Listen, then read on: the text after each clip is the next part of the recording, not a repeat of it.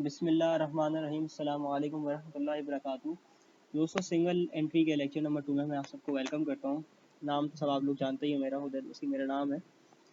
अच्छा जी, यार देखो, सिंगल एंट्री का लेक्चर नंबर 2 स्टार्ट करने से पहले सबसे पहले मैं तुम्हें ये बताता हूँ कि सिंगल एंट्री के लेक्चर नंबर 1 का छोटा सा रिकैप कर लेते हैं कि हमने उसके अंदर पढ़ा क्या।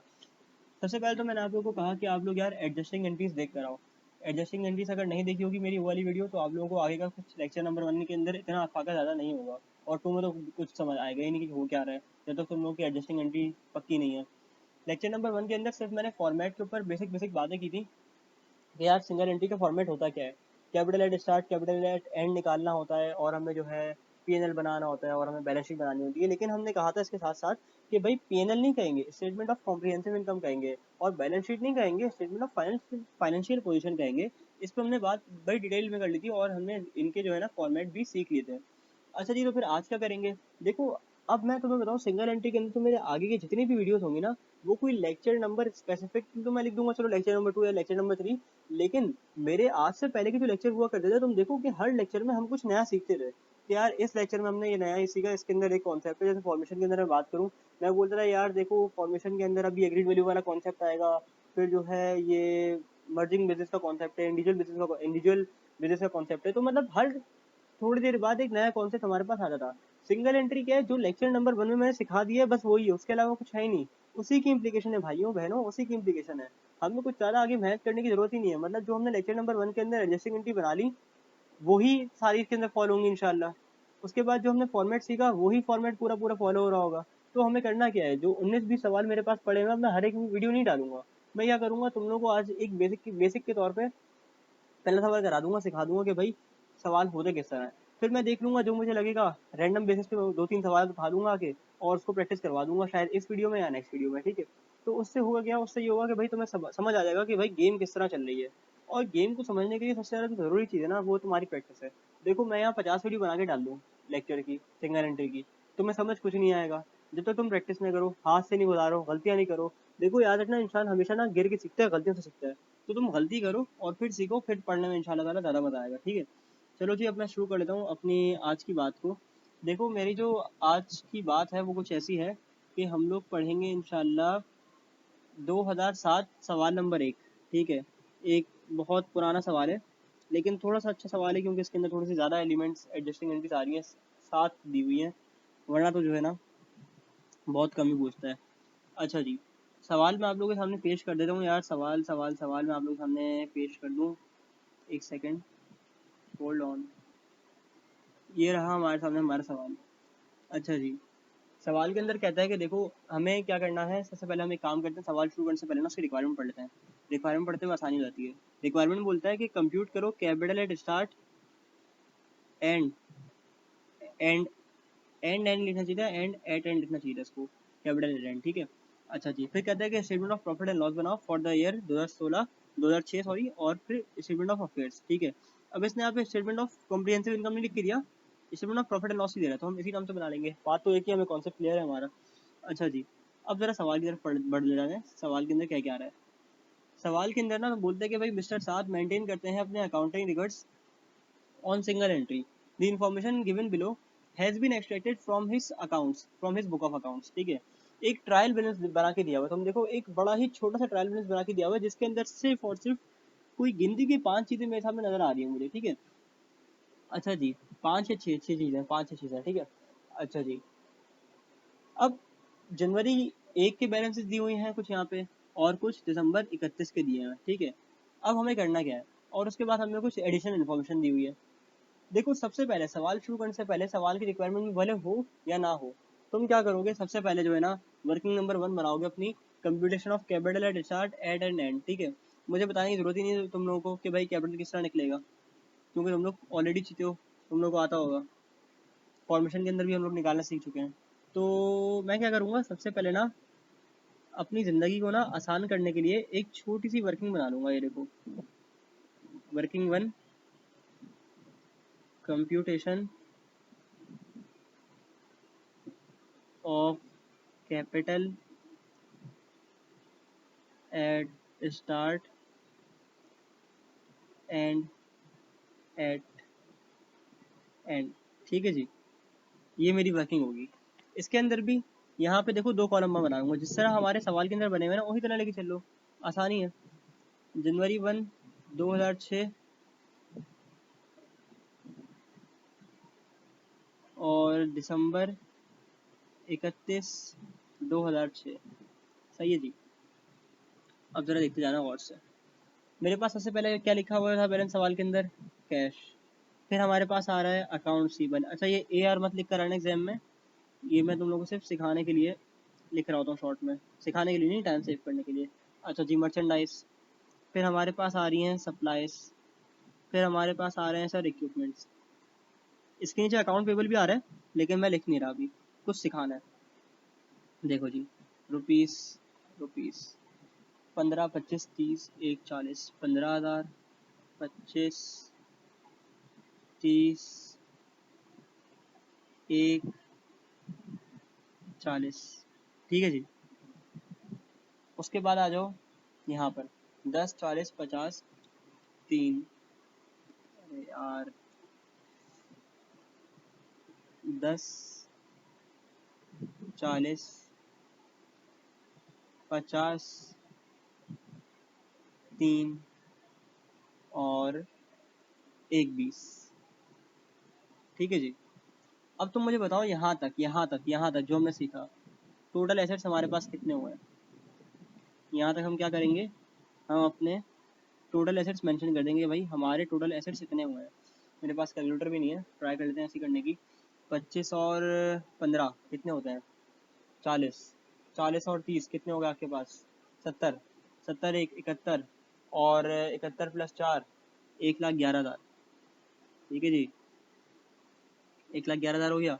और इन सबको टोटल करो, ये कितना बनेगा? तकरीबन 2,23,000 बनेगा ये। सही है जी, यहाँ तक क्लियर है बात सारी। अब देखो मैं क्या करने जा रहा हूँ, टोटल एसेट्स मेरे पास आ गए। अब इसमें से मैं लेस करूँगा लाइबिलिटीज़ प्रेजेंटेशन के लिए। चाहता तो मैं देमार 4.5 करके, ये देखो जिस तरह इसने ऐसे लिखा हुआ है ना, मैं इधर ही जो है ना इसको माइनस पहना देता, इधर करके अपना आंसर लिख देता। लेकिन यार वो प्रेजेंटेशन के उसूलों के खिलाफ हो जाता। मुझे प्रेजेंटेशन देनी है अच्छे प्रेजेंटेबल फॉर्म में, जो है ना अपने डाटा को प्रेजेंट करना है, तो इखलाकियात के थोड़ा सा खिलाफ हो जाता है। अच्छा जी, लेस करूँगा मैं लाइबिलिटी। देखो यहाँ पे एक ही लाइबिलिटी, इसलिए मैं लाइबिलिटी लिख रहा हूँ, वरना मैं लाइबिलिटीज लिख देता। खैर है, अंग्रेजी की खैर है। अकाउंट पेबल आ रहा है, कितना कितना आ रहा है? 11,000 आ रहा है और 23,000 आ रहा है। अब देखो 11,000 मैंने यहाँ से निकाला, और जी 23,000 जो है ना मैंने यहाँ से निकाल लिया। सही है जी। 1,11,000 में से 11 माइनस करो तो मेरे पास 1,00,000 बच जाता है, और 2,00,000 में से 30 माइनस करूँगा तो 2,00,000 बच जाएगा। सही है, सीधा सीधा। अच्छा, यहाँ क्या लिख देता हूँ? यहाँ मैं लिख देता हूँ कैपिटल बैलेंसेस। ये मेरे कैपिटल बैलेंसेस हैं, मतलब कैपिटल एट स्टार्ट कितना आ रहा है? 1,00,000, और कैपिटल एट एंड कितना आ रहा है मेरे पास? 2,00,000 रुपये आ रहा है। ठीक है जी। अब सवाल को लेकर आप थोड़ा सा आगे चलते हैं। सवाल के अंदर जो रिक्वायरमेंट नंबर 2 है ना, इसके अंदर इसने बोला है कि statement of profit and loss बनाओ। ठीक है, for the year ended December 31। लेकिन उसको बनाने के लिए ना मेरे पास पूरा एक फॉर्मेट है, जो मैंने आप लोगों को पहली क्लास के अंदर सिखाया था। ठीक है, उसके लिए मेरे पास कुछ इन्फॉर्मेशन भी है सवाल के अंदर की मैंने। आओ पहले उन इन्फॉर्मेशन को पढ़ लेते हैं कि हमें किस किस इन्फॉर्मेशन को अकाउंट फॉर करना पड़ेगा। सही है। अच्छा जी, आ जाओ। यहाँ पे कहते हैं इन्फॉर्मेशन नंबर 1 में कि मिस्टर साद एडिशनल इन्वेस्टमेंट करिए 60,000 की। अच्छा जी, एडिशनल इन्वेस्टमेंट कर लिए। फिर कहते हैं कि डेप्रिसिएशन इक्विपमेंट के ऊपर है 10,000 रुपये की। 10,000 रुपये की डेप्रिसिएशन आ रही है, तो अब क्या करना पड़ेगा? इसका कोई ना कोई वर्किंग करनी पड़ेगी हमें इन दोनों एंट्रीज की। चलो थोड़ा सा और आगे आ जाओ, सारी सब कर लेते हैं फिर एक साथ कर लेंगे। मिस्टर साथ withdrew 1,000 per month, per month withdrawal है ये। ठीक है, ये पूरे साल का नहीं है, तो मतलब इसको हमें इंटू 12 करके 12,000 से ड्राइंग करनी पड़ेगी ना रिकॉर्ड अपनी। अच्छा जी, फिर आ जाओ। फिर बोलता है कि प्रीपेड एडवर्टाइजिंग 4,000, ये क्या है? एडजस्टिंग एंट्री है। Accrued commission income 15,000। अच्छा जी। आउटस्टैंडिंग यूटिलिटी बिल मेरे रहते हैं 9,000 के, और टैक्स पेबल कितना है? 2,000 का। ये सारी एडजस्टिंग एंट्रीज हैं, जो हम लोग ऑलरेडी अपनी पहली वीडियो से पहले जो मैंने लिंक शेयर की तुम लोग को, उसके अंदर डिस्कस कर चुके हैं। तो अभी भी अगर किसी ने नहीं देखी ना, कोई इतना भोला अगर है डायरेक्ट यहाँ से शुरू कर रहा है, तो पहले वो वीडियोस देख कर आ जाए ताकि उसके कॉन्सेप्ट सारे क्लियर हो जाए एडजस्टिंग एंट्रीज के मुताबिक। ठीक है। अच्छा जी, अब तुम क्या करोगे, सवाल के अंदर ना वर्किंग नंबर 2 की हेडिंग डाल दोगे कि भाई मेरी ये वर्किंग नंबर 2 है। ये देखो, तुम यहाँ पे जाओ सवाल के अंदर, वर्किंग नंबर 2 की हेडिंग डाल दो और यहाँ लिख दो कि तुम्हारे पास है ये एडजस्टमेंट्स। सही है, अपनी आसानी के लिए ज़िंदगी आसान कर दो अपनी। वर्किंग नंबर 2 एडजस्टमेंट्स की हेडिंग डाल दो। अच्छा जी, फिर तुम्हारे पास जितनी जितनी जो जो इन्वेस्टमेंट आती जाएगी ना, इन्वेस्टमेंट बोल रहा हूँ, एडजस्टमेंट आती जाएगी ना, उसको हमने ज़रा अकाउंट फॉर कर लेना। ठीक है, हम लोग क्या करेंगे, हम लोग इन्फॉर्मेशन नंबर 1 को देख लेते हैं सबसे पहले। एडिशनल इन्वेस्टमेंट करिए 60,000 की।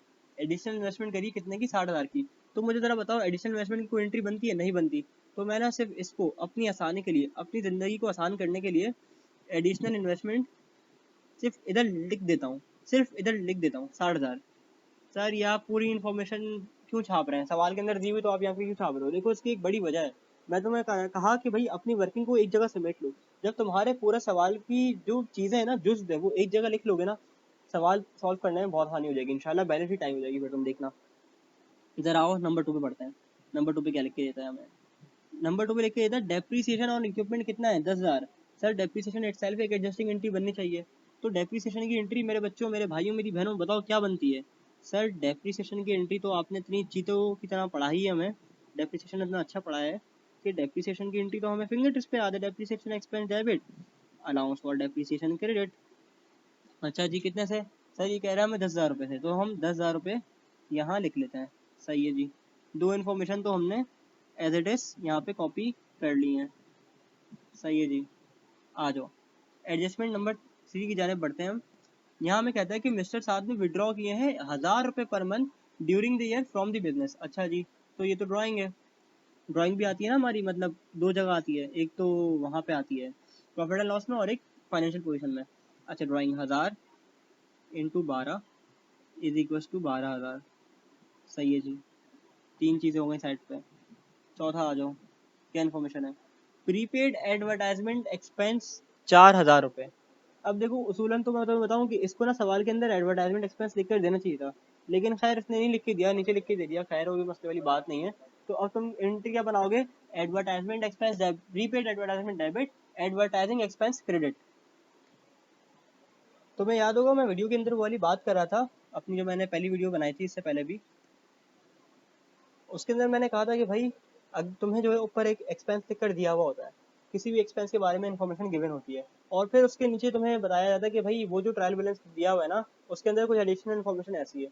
लेकिन यहाँ पर एडवर्टाइजमेंट से रिलेटेड इसने कोई इन्फॉर्मेशन दी हुई नहीं है, लेकिन डायरेक्ट बताया हुआ है कि भाई एक प्रीपेड आ रहा है। तो मतलब पहले तुम्हारे पास कोई एक्सपेंस रिकॉर्ड हो रहा होगा, लेकिन जब ये बोल रहे हैं ना कि भाई साल के एंड में पता चला कि भाई तुम्हारे पास कोई प्रीपेड भी है, तो प्रीपेड की एंट्री क्या बनती है हमेशा, प्रीपेड की एंट्री भाई बिल्कुल सिंपल है। जो भी तुम्हें जिस जिस भी बारे में बताओ ना, प्रीपेड रेंट हो, प्रीपेड एडवर्टाइजमेंट हो, प्रीपेड मार्केटिंग एक्सपेंस हो, कोई भी एक्सपेंस हो, बी इट एनीथिंग, तो भाई प्रीपेड डेबिट हो जाता है और एक्सपेंस क्रेडिट हो जाता है।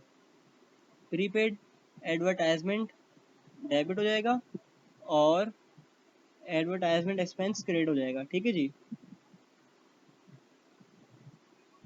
कितने से, सर कितने से आया हमारे पास, 4,000 रुपये से आ रहा है, तो हम यहाँ पे 4,000 लिख देंगे। ठीक है जी।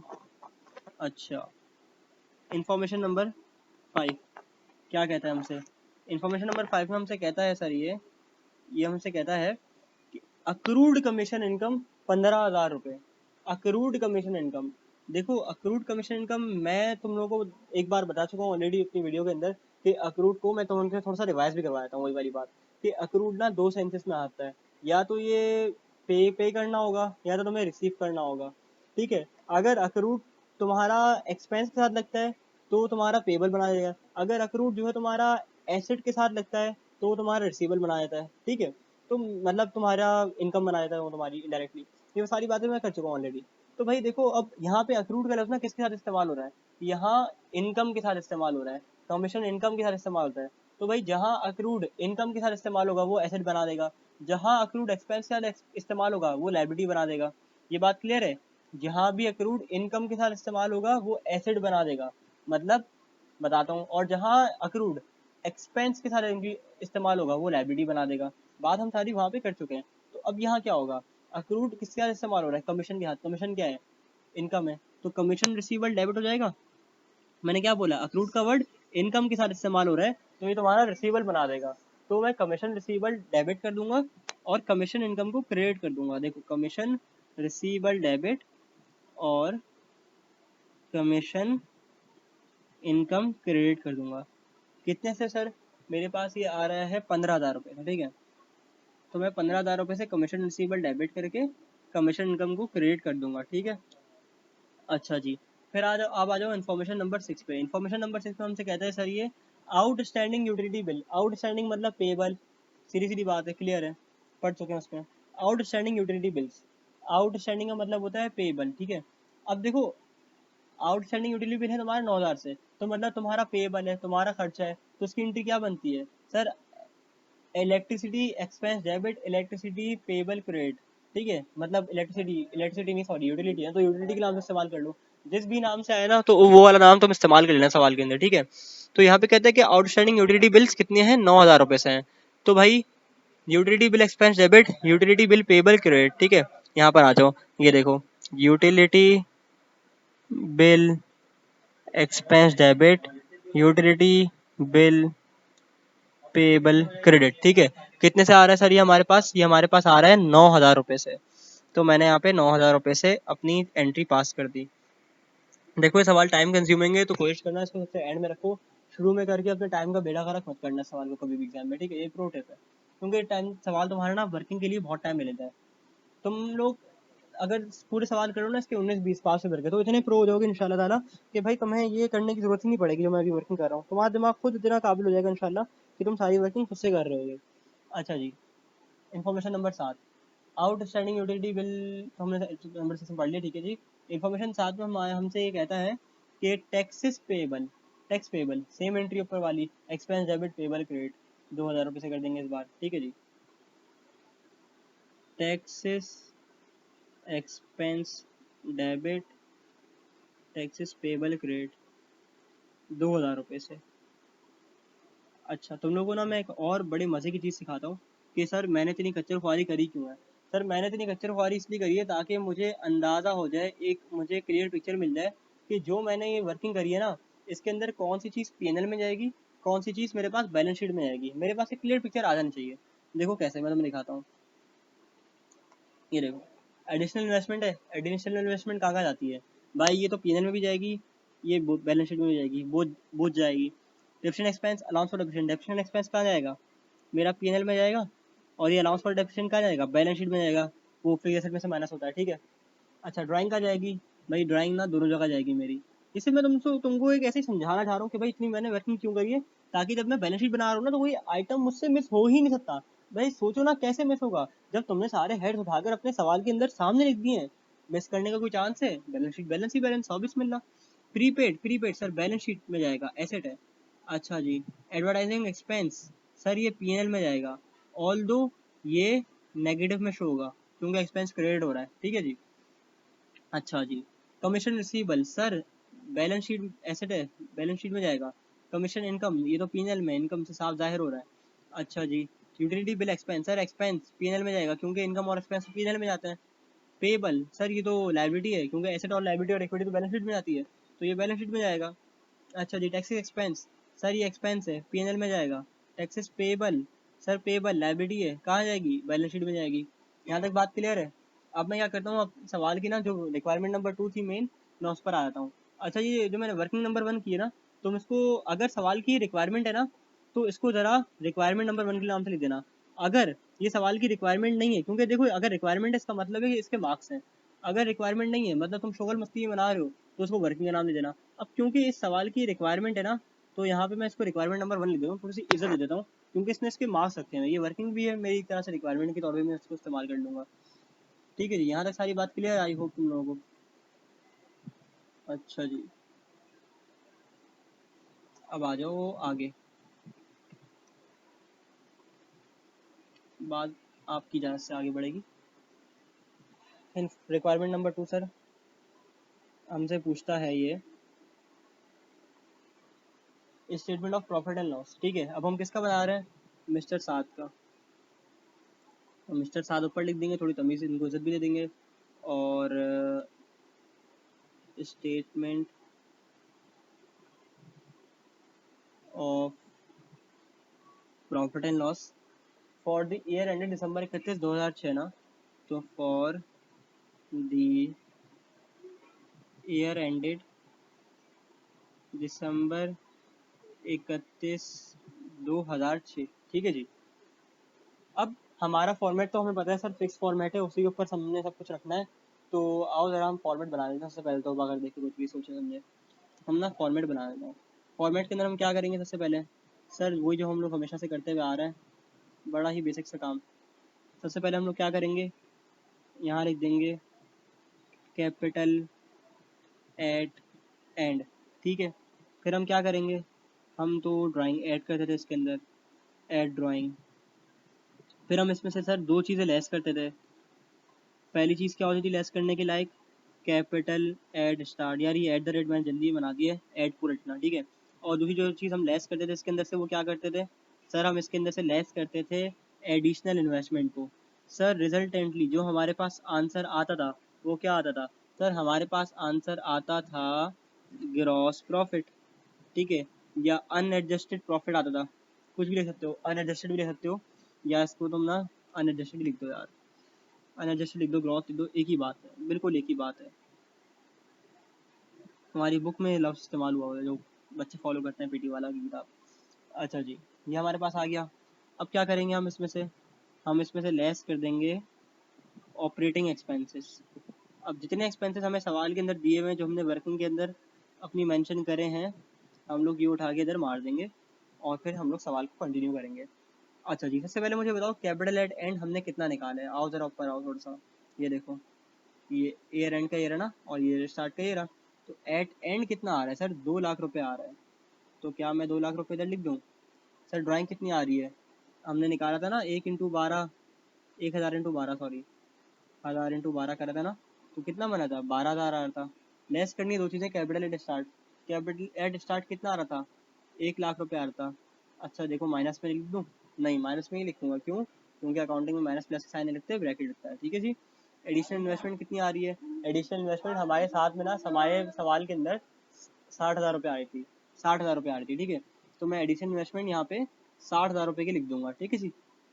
जब मैं ये सारी माइनस प्लस करूँगा तो मेरे पास जो अनएडजस्टेड प्रॉफिट आएगा ना दोस्तों, वो आएगा सर 52,000 रुपये का। कितने का सर, 52,000 रुपये का, ठीक है जी। अच्छा फिर हमें क्या करना है, ऑपरेटिंग एक्सपेंसेस माइनस करना है। आओ जरा ऊपर वर्किंग की जो हमने एंट्रीज बनाई है वहाँ देख लो कौन कौन से, जिसके आगे मैंने P&L लिखा है, मतलब कि एक्सपेंस है। तो ऐसी कौन सी चीज़ें जो मुझे एक्सपेंस के अंदर डालनी चाहिए, आओ जरा देख लो। सबसे पहले तो मेरे पास आ जाओ डेप्रिसिएशन एक्सपेंस। देखो अब मैं क्या करूँगा, जो जो चीज़ें मैं डाल रहा हूँ ना, अगर मैंने दोनों जगह डाल दी तो मैं दोनों जगह फिर टिक मारूंगा। यहाँ पे क्या है, P&L में जाएगी, मैंने टिक मार दी इधर। अब मैं डेप्रिसिएशन एक्सपेंस को P&L में अंदर लिस्ट कर देता हूँ। ये देखो प्यार से लिख दिया मैंने इधर डेप्रिसिएशन एक्सपेंस, ठीक है जी। कितना मेरे पास आ रहा था, 10,000। इसको मैं सेंटर में लिख रहा हूँ ताकि टोटल करके उसके नीचे लिख दूंगा एंड में। अच्छा फिर देखो ऐसी चीज़ P&L में जाने वाली। अच्छा अलाउंस बैलेंस शीट में जाएगा, ड्राइंग एक जगह जाएगी, दोनों जगह जाएगी ना, एक जगह गई, अभी इसलिए टिक नहीं कर रहा मैं इसको। प्रीपेड बैलेंस शीट में एडवर्टाइजिंग एक्सपेंस, ये देखो इसको मैंने टिक कर दिया, लेकिन मैंने अलबत्ता बोला है कि ये इसको मैं माइनस में लिखूंगा। माइनस में क्यों लिखूंगा, क्योंकि यार ये कम हो रहा है, ये कम हो रहा है, एक्सपेंस बढ़ता है ना, इनकर होता है, तो मैं यहाँ पे प्लस कर रहा होता हूँ एक्सपेंसेस के अंदर, एक्सपेंसेस को बढ़ाकर शो कर रहा होता हूँ। अब क्योंकि जो एडवर्टाइजमेंट एक्सपेंस है ना, ये माइनस इसलिए हो रहा है क्योंकि मेरा खर्चा कम हो रहा है। मुझे देखो प्रीपेड प्रीपेड जो इसने लिख के दिया हुआ है ना, ये इस बात की गवाही दे रहा है कि एडवर्टाइजिंग एक्सपेंस आपने माइनस करना है यहाँ से। क्यों क्यों, देखो लॉजिक सुनो ना यार। मुझे बोलता है कि भाई प्रीपेड एडवर्टाइजिंग जो है ना तुम्हारा, वो 4,000 रुपये, मतलब एडवर्टाइजमेंट वालों को मैंने 4,000 रुपये एक्स्ट्रा दे रखे हैं, अगले महीनों के अंदर मैं उसका बेनिफिट लूंगा, तो मैंने अभी से दे रखे हैं। तो मैं तो अपना खर्चा समझ के बैठा हुआ था ना, मैं तो अपना खर्चा समझ के बैठा हुआ था। ऑल दो ये चीज़ ऊपर इसको ट्रायल बैलेंस के अंदर लिख के देनी चाहिए थी बच्चों के खाने के लिए, लेकिन इसको थोड़ा सा घुमा दिया, कोई बात नहीं, हम भी होशियार हैं, हम भी पढ़कर आए हैं। तो हम क्या करेंगे, एडवर्टाइजमेंट एक्सपेंस को अपने P&L के अंदर से कम कर देंगे। देखो मैं यहाँ पे इसको नेगेटिव में शो कर रहा हूँ, ठीक है जी। अच्छा फिर आ जाओ, फिर कोई ऐसी चीज़ है यार जो हमें डालनी चाहिए P&L के अंदर। सर कमीशन इनकम, इनकम तो हम एंड में लिख लेंगे, एंड में याद दिलाना, मैं इसके आगे ना स्टार बना रहा हूँ क्योंकि एक्सपेंस के बाद इनकम ऐड करता हूँ ना यार। अच्छा जी, और कुछ है? पीएनएल में आने वाला यूटिलिटी बिल एक्सपेंस डेबिट, ठीक है जी। और लगे हाथों टैक्स एक्सपेंस भी देख लेते हैं। 9,000 2,000 यूटिलिटी और टैक्स ना, ठीक है जी। 9,000 और 2,000, यहाँ पे हमारे पास आएगा यूटिलिटी बिल का एक्सपेंस, यहाँ हमारे पास आएगा टैक्सेस एक्सपेंस, ठीक है जी। ये हमारे पास हो गया। अच्छा ज़रा मुझे ये बताओ कि इन चारों का सम क्या बनता है, मतलब ये प्लस करना है, ये माइनस करना है, ये प्लस करना है, ये प्लस करना है। जब इन सबको तुम टोटल करोगे ना तो तुम्हारे पास टोटल ऑपरेटिंग एक्सपेंसेस आ जाएंगे, जिसको तुम नेट एक्सपेंसेस भी कह सकते हो। अच्छा जी, टोटल ऑपरेटिंग एक्सपेंसेस कितने आ जाएंगे? सर ये तकरीबन जो है ना हिला मिला जुला के आएंगे सर आपके पास 17,000 के। जब आप इसमें से माइनस कर दोगे 17,000 तो सर आपके पास ना एक अदद प्रॉफिट आएगा, जिसको हम ऑपरेटिंग प्रॉफिट का नाम देंगे। क्यों ऑपरेटिंग प्रॉफिट का नाम दोगे? क्योंकि इसके अंदर मैंने अभी कोई इनकम मजीद ऐड नहीं की है सर, ठीक है जी। ऑपरेटिंग प्रॉफिट आ गया 35,000 रुपये का। अब देखो मेरे पास सवाल के अंदर कोई इनकम दी हुई है, हाँ दी हुई है।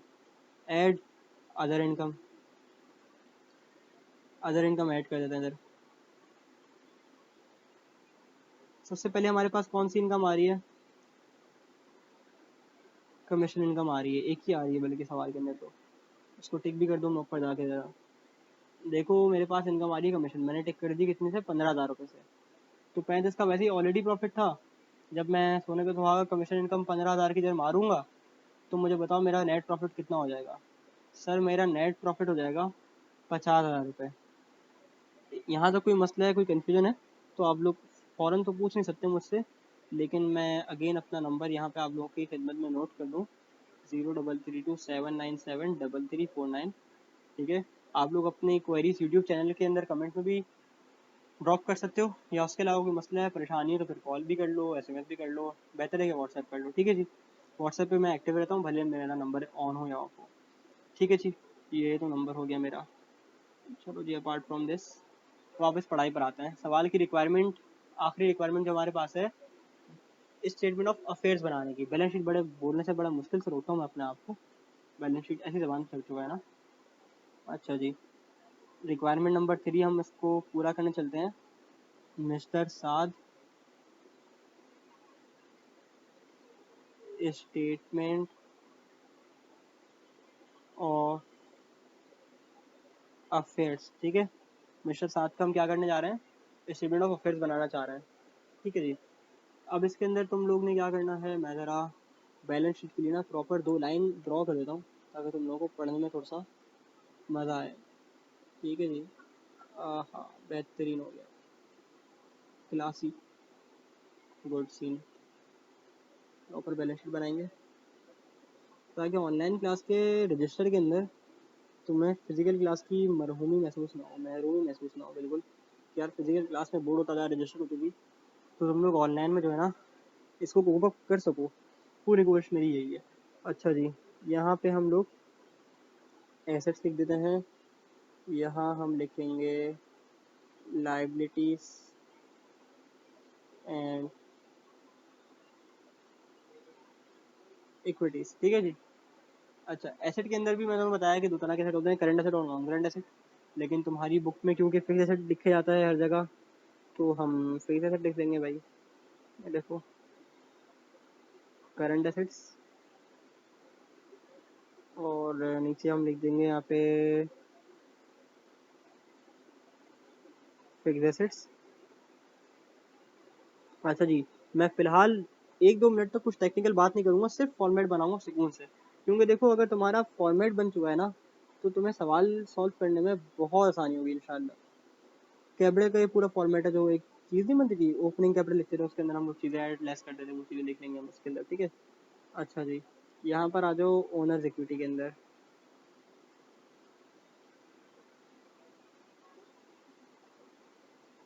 ओनर्स इक्विटी पर आ जाओ ज़रा। ओनर्स इक्विटी के अंदर हम क्या क्या करते थे? हम लोग ना कैपिटल लिखते थे ओपनिंग, ठीक है। फिर हम इसके अंदर क्या करते थे? हम लोग ऐड करते थे नेट प्रॉफिट या लेस करते थे नेट लॉस को। तो हमारे पास सवाल के अंदर क्या हुआ है, नेट प्रॉफिट हुआ है, तो मैं फॉर्मेट के अंदर ऐड कर देता हूँ नेट प्रॉफिट। ठीक है जी। फिर एडिशनल इनकम यहाँ पर ऐड होती है, वहाँ क्या हो रही थी, ऊपर लेस हो रही थी statement of profit and loss में, तो मैं यहाँ पे ऐड कर दूंगा एडिशनल इनकम को। ठीक है जी। अच्छा, यहाँ पे एक चीज़ लेस होती है जो ऊपर ऐड हो रही थी, सर ड्राइंग। ठीक है जी, ये बात क्लियर है यहाँ तक। अब मैं क्या करूँगा, अब मैं दोबारा खोलूँगा अपना सवाल। ठीक है, सवाल देखूंगा, उसके बैलेंसेस देखूंगा और फिर देखूंगा क्या कोई एडजस्टमेंट तो नहीं करी मैंने वर्किंग में उसके हिसाब से, फिर मैं अपने सवाल को सॉल्व कर लूँगा, एंड पे ले आऊँगा इंशाल्लाह ताला। तो सबसे पहले तुम ज़रा ये देखो सवाल की, ज़रा पीएनएल सॉल्व कर ले पहले, लगे हाथों पीएनएल सॉल्व कर लेते हैं, इसको निपटा लेते हैं इस चीज़ को। ज़रा देख लेते हैं भाई एडिशनल इन्वेस्टमेंट कितनी है, 60,000 की है ना। तो मैं यहाँ पे एडिशनल इन्वेस्टमेंट यहाँ पे लिख दूँ 60,000, ये देखो ऐड होती है ना, तो मैं यहाँ पे 60,000 लिख देता हूँ। अच्छा जी, नेट प्रॉफिट मुझे पता है ऑलरेडी कितना था, 50,000 रुपये था। अच्छा जी, ओपनिंग कैपिटल कितना था, 1 लाख रुपये था। तीन चीज़ें तो ऐसे फेल हो गई। ड्राइंग कितनी थी, 12,000 रुपये थी। ठीक है जी, कैपिटल की फिगर तो हमारे पास ऐसे ही आ जाएगी, ये हमारे पास तकरीबन बनेगा सर 198,000। सही है। अच्छा जी, अब ज़रा आ जाओ, हम लोग चलते हैं सवाल के ऊपर। सवाल के अंदर देखो ज़रा। अच्छा, अब सवाल के अंदर ना यहाँ एक ट्विस्ट आता है, प्लॉट ट्विस्ट थोड़ा सा यहाँ पर यह आता है कि बच्चा ना सवाल के अंदर अक्सर औकात क्या गलती करता है। सर बच्चा सवाल के अंदर गलती ये कर लेता है कि वो जनवरी 1 के बैलेंस उठाकर ना बैलेंस शीट में मार देता है, लेकिन और फिर बच्चा बड़ा मासूमाना सवाल भी पूछता है ना टीचर से। सवाल पूछता है, सर हमें ये बताएं कि हम बैलेंस शीट के अंदर कौन से बैलेंस लें सर। सर दो दो बैलेंस आ रहे हैं, दिसंबर 31 का भी आ रहा है, जनवरी 1 का भी आ रहा है, हम कौन सा लें सर। अरे भाई मेरे बच्चों, मेरे भाइयों, मेरी बहनों, ज़रा तुम मुझे एक सवाल का जवाब दो पहले। तुम मुझे बताओ कि इसने क्या बोला है, दिसंबर 31 पे बना के दो, दिसंबर 31 पे, तो बैलेंसेस भी कौन से लोगे, दिसंबर 31 के लोगे। अच्छा, ये तो वैसे लॉजिक गलत है, मैं तुम लोग को एक चीज़ सिखाने था कि भाई यहाँ से देख के भी तुम अंदाजा लगाते हो। इसकी लॉजिक क्या है दिसंबर 31 से बनाने की, भाई तुमने पूरे साल क्या कारकर्दगी दिखाई, तुम्हारे बिजनेस ने क्या परफॉर्म किया, उसकी जो रिपोर्ट बनती है ना वो साल के एंड पे बनती है। ठीक है, ताकि रिपोर्ट बनती है, प्रॉफिट निकलता है, टैक्स निकलता है, फिर तुम 2-3 महीने बाद जाके टैक्स पे कर रहे होते हो। तो ये इसके पीछे एक छोटी सी लॉजिक है। ठीक है जी, सवाल में वापस आ जाओ। सर कैश आ रहा है 10,000 रुपये से, आओ जरा बैलेंस शीट के अंदर कैश तो लिखते हैं। ये रही हमारी बैलेंस शीट, हम यहाँ पे करंट एसेट के अंदर कैश लिख देंगे। कितने से सर, कितने से आ रहा है, 10,000 रुपये से आ रहा है। नेक्स्ट क्या आ रहा है हमारे पास, सर कैश हो गया, रिसीवेबल आ रहा है कितने से सर, 40,000 रुपये से। तो मैं यहाँ पे अकाउंट रिसीवेबल, मुझे बताओ सवाल के अंदर कोई क्या अलाउंस फॉर बैड डेट की एडजस्टमेंट है, अगर होती तो मैं रिसीवेबल यहाँ पे लिखता, बैड डेट यहाँ से माइनस करके नेट रिसीवेबल रिजल्ट लिख रहा होता। ठीक है, लेकिन इस सवाल के अंदर कोई ऐसी पंचायत है ही नहीं, कोई ऐसी पंचायत नहीं है, तो डायरेक्ट डायरेक्ट अकाउंट रिसीवेबल की अमाउंट लिख दूंगा मैं। सर कितनी आ रही है, 40,000 रुपये आ रही है, 40,000 रुपये मैंशन कर दिया मैंने जी। अच्छा जी, अब यहाँ पर आ जाओ, मर्चेंडाइज इन्वेंट्री कितना आ रहा है, 50,000 ही आ रही है। तो मैं क्या करूँगा, मर्चेंडाइज इन्वेंट्री यहाँ पे लिख दूंगा 50,000 रुपये की। अच्छा जी, फिर हमारे पास अगली चीज़ क्या आ रही है सवाल के अंदर, सप्लाइज। सप्लाइज क्या होती हैं, ऑफिस सप्लाइज, मतलब स्टेपलर वगैरह ये सब कुछ चीज़ें, प्रिंट करने के पेजेस हो गए, फाइल्स हो गई, सप्लाइज में आती है सारी चीज़ें छोटी मोटी। ठीक है, कितने से आ रहा है सर, 30,000 रुपये से आ रहा है। तो यहाँ पे मैं सप्लाइज 30,000 रुपये से लिख देता हूँ। ठीक है जी, फिर क्या आता है हमारे पास, फिर इक्विपमेंट आता है। इक्विपमेंट तो फिर अच्छे से आप सबको पता है, सप्लाइज मैंने कितने से लिखा है, 3,000 रुपये से लिखा है ना, मैं 30 लिख दिया, देखा गलती कर दी, जबकि था कितना सप्लाइज, 3,000 रुपये था, मैंने लिख दिया 30,000। खैर कोई बात नहीं, 3,000 लिख दिया। अच्छा जी, फिर आ जाओ इक्विपमेंट कितना है, 1,20,000। अब देखो इक्विपमेंट से रिलेटेड ना मैं 1,20,000 सारा का सारा अमाउंट कोने में नहीं लिख सकता, क्यों, क्योंकि सवाल की वर्किंग करते हुए मैंने इस बात को आइडेंटिफाई कर लिया था कि इसके अंदर एक अदद अलाउंस फॉर डेप्रिसिएशन भी आ रहा है। तो वो भी तो माइनस करूंगा ना, जो 10,000 रुपये का स्ट्रेट डेप्रिसिएशन आ रहा था। अभी मैं तुम लोग ऊपर चल के दिखाता हूँ। ये देखो, अलाउंस फॉर डेप्रिसिएशन 10,000 रुपये आया था। तो मुझे बताओ नेट बुक वैल्यू कितनी बन गई? 1,10,000 रुपये। ठीक है जी। अच्छा, दिखाता हूँ। ये देखो, ये हमने ड्राइंग को टिक कर रहा हूँ क्योंकि दोनों जगह मैंने इसका इम्पैक्ट ले चुका हूँ। और क्या दिखाया था? अलाउंस फॉर डेप्रिसिएशन ना, ये देखो अलाउंस फॉर डेप्रिसिएशन ले चुका हूँ मैं 10,000 रुपये की। सही है।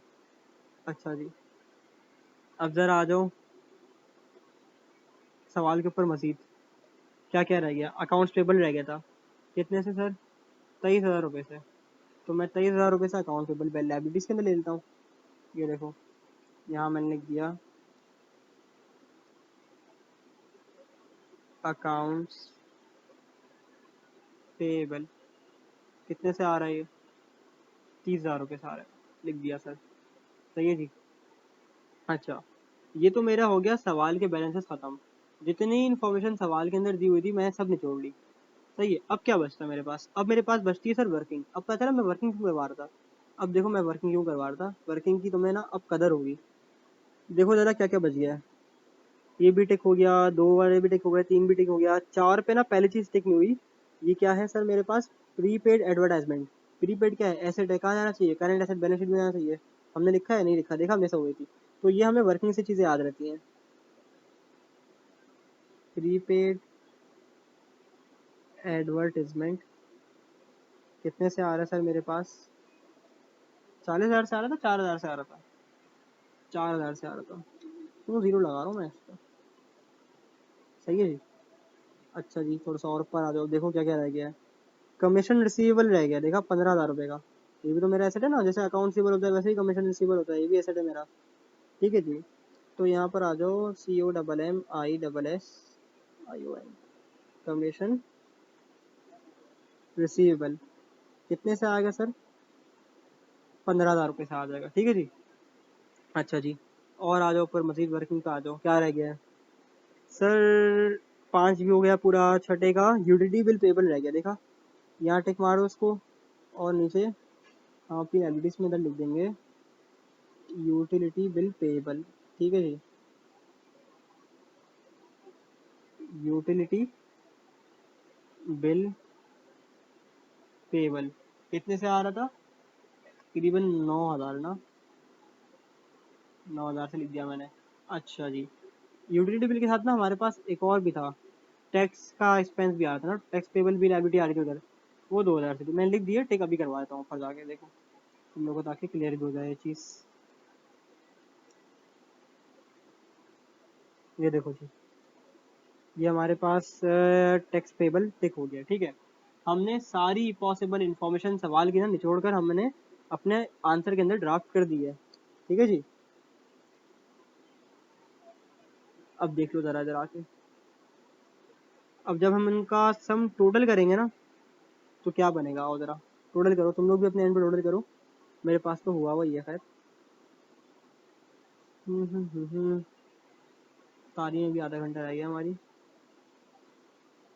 चलें जी, ज़रा टोटल करके तो बताओ कि ये कितना आ रहा है। तकरीबन 2,32,000 रुपये इधर आएगा।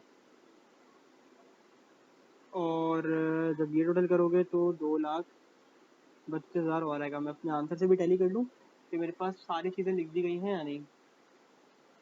4 इधर, 3 इधर, 7 यहाँ पे, और 3 4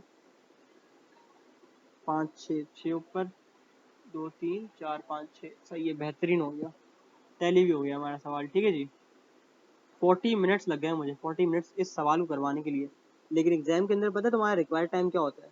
सर तुम्हारा रिक्वायर्ड टाइम होता है सिर्फ और सिर्फ कुछ मिनट, जिस जो कि आइडियली होता है 12.5 मिनट। 12.5 मिनट में मैं अपने बच्चे को बोलता हूँ तुमसे एक सवाल सॉल्व हो जाना चाहिए। 12.5 के अंदर, 12.5 मिनट के अंदर तुम्हें सवाल सॉल्व नहीं होता ना, तो फिर सवाल को छोड़ के तुम आगे बढ़ जाओ, कुछ और ढूंढ लो सवाल। ठीक है, और फिर जो एंड में 20 मिनट बचवाता हूँ ना मैं कैलकुलेशन से, उसके अंदर करना। कभी टाइम एक स्ट्रेटजी भी शेयर कर लेंगे, किसी को पूछना हो तो इंडिविजुअली व्हाट्सएप भी कर सकता है, मसले वाली बात नहीं है।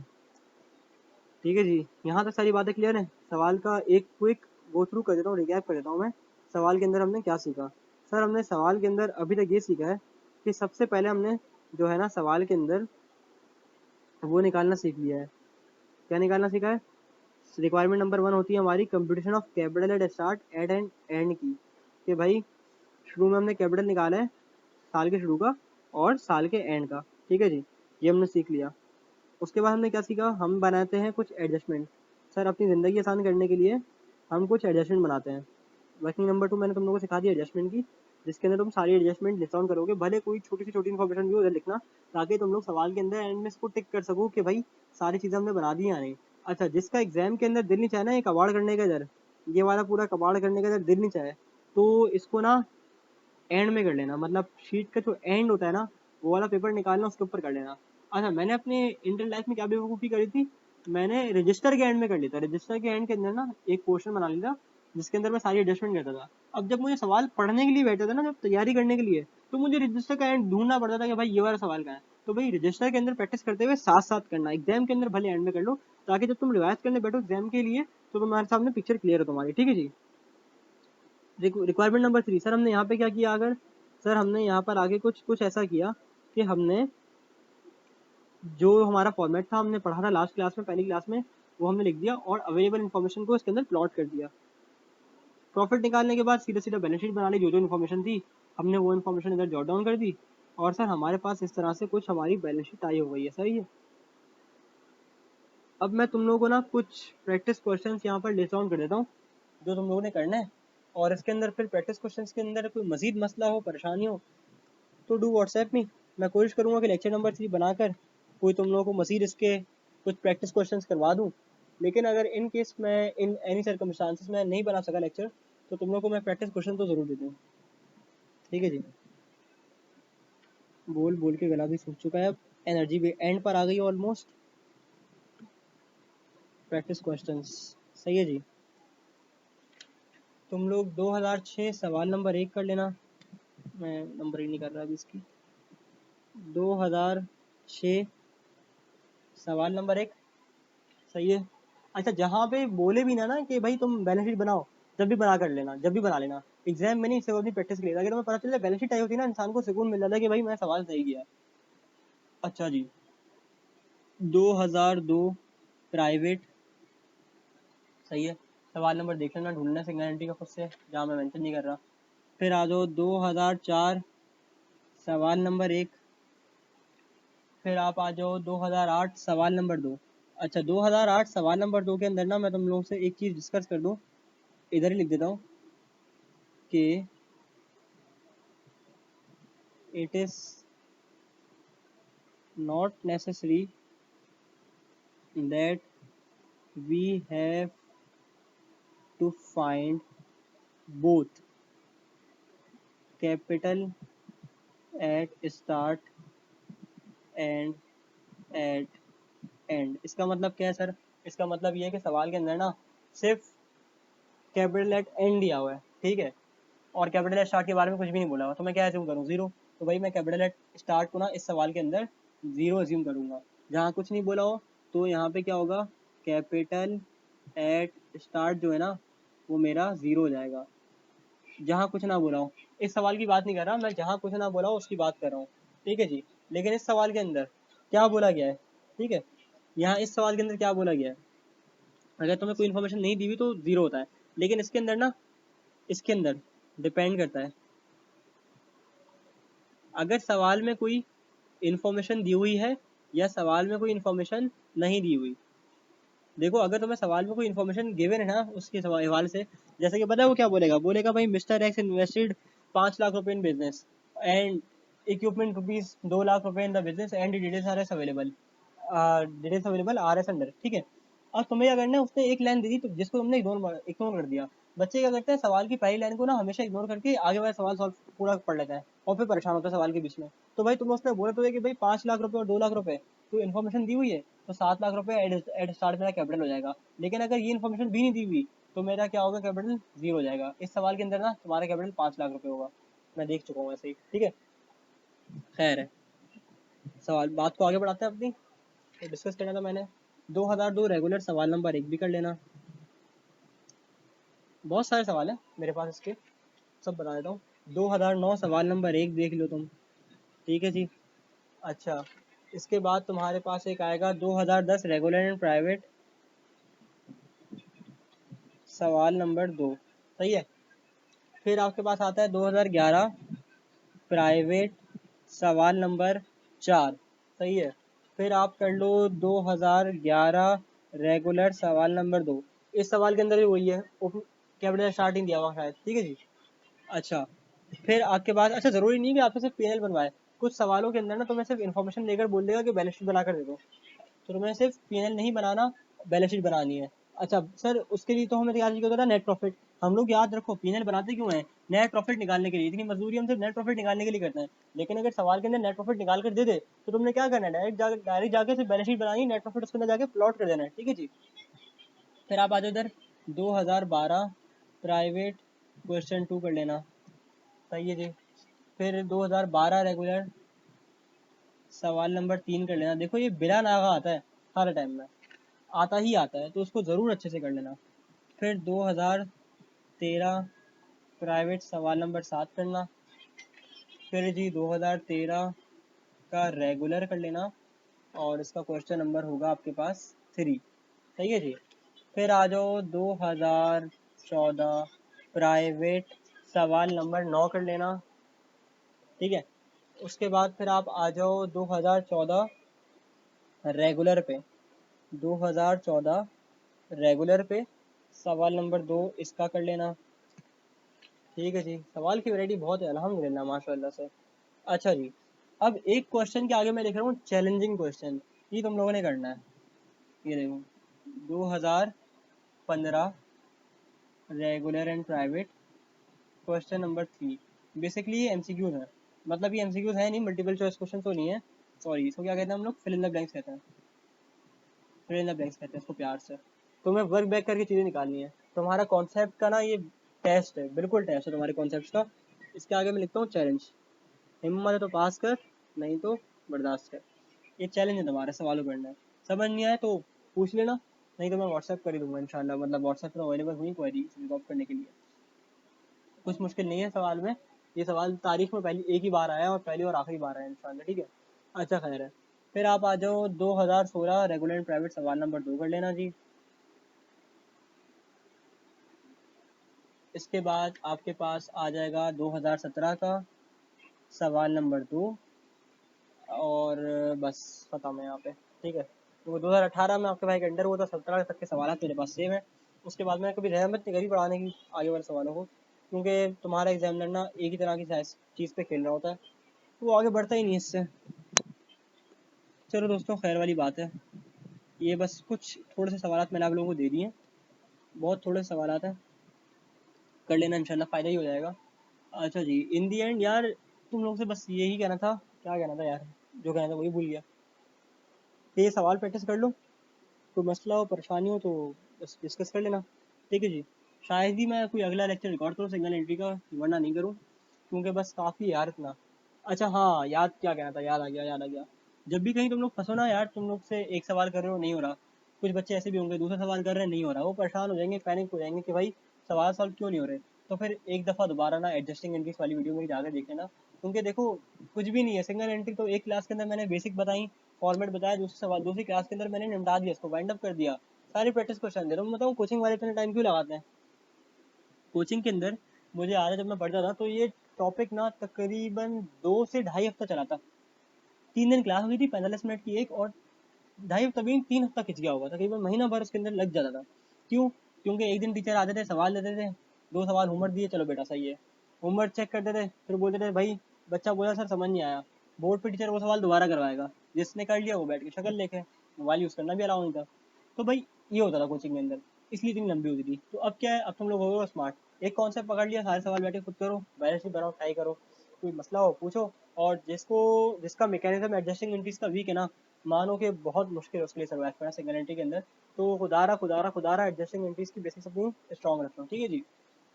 इंशाल्लाह अगले लेक्चर में कुछ मुलाकात होगी आप लोगों से, फिर है वही नाइस डे। मैं भी बहुत थक गया हूँ, एनर्जी मेरी ऑलमोस्ट एंड पर आ गई है। नेक्स्ट टॉपिक इंशाल्लाह डिसाइड करता हूँ कि क्या करना चाहिए, फिर उसकी वीडियो बना के डालता हूँ, ठीक है जी। अपना बहुत सारा ख्याल रखिए और दुआ में बहुत ख़ास याद रखिए गरीब को। दुआ में बहुत सारी दरख्वास्त है। अल्लाह हाफिज़।